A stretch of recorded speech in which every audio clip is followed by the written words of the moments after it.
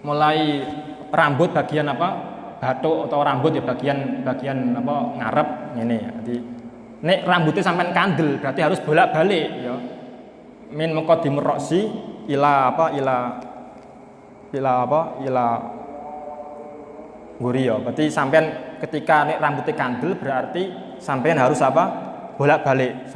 Nah ngene ya, bolak-balik. Nek rambutnya tipis, ngene tok ae nek gundul biasanya nek gundul sampean ngene tok siji, loro, telu. Tapi nek rambutnya kandel kaya aku ngene iki berarti harus bolak-balik.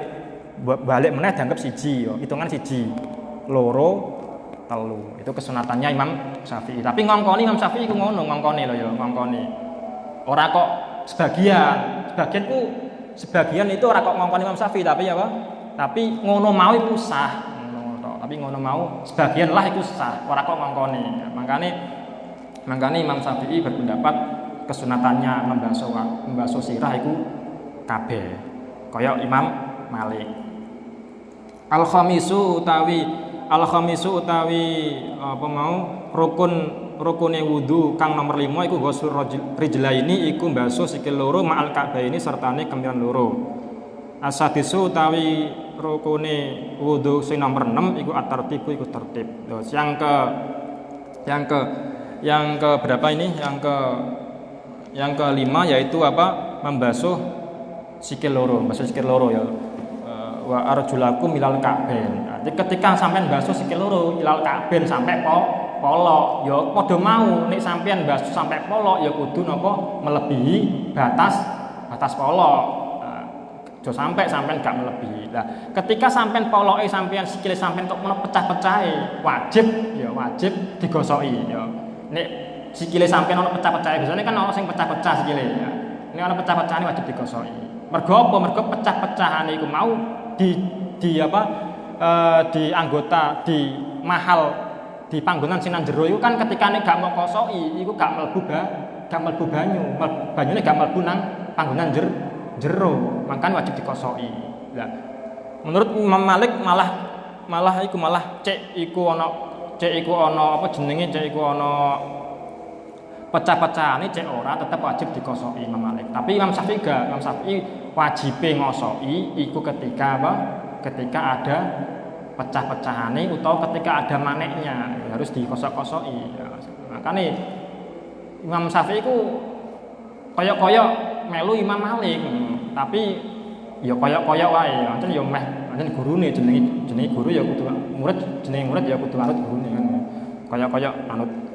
Terus yang terakhir yaitu apa? Tertib. Nah, wudu harus tertib, gak oleh wudu kok napa tangane sik utawa apa jenenge sikile sik harus wajah, tangan sampai seterusnya. Tapi kalau sampean adus ya lah iki masalahnya. Tapi sampeyan adus selurup nang banyu, iku tertib apa gak? Gak tertib kan? Langsung sah. Niku jarene Imam Syafi'i ngono ku sah. Sampeyan selurup nang kolam atau nang jublang misalkan sampeyan diniati apa wudu walaupun sing kena sikile sik iku sah wudune. Ya. Nek ngono ku mau sah. Padahal nang kene apa jenenge yang keenam wajib tertib. Ngono jarene Imam Syafi'i iku ngono mau wis dianggap tertib dhewe. Ya sancen fikih ngono ku wis iku mau. Ya. Faslun wallahu a'lam.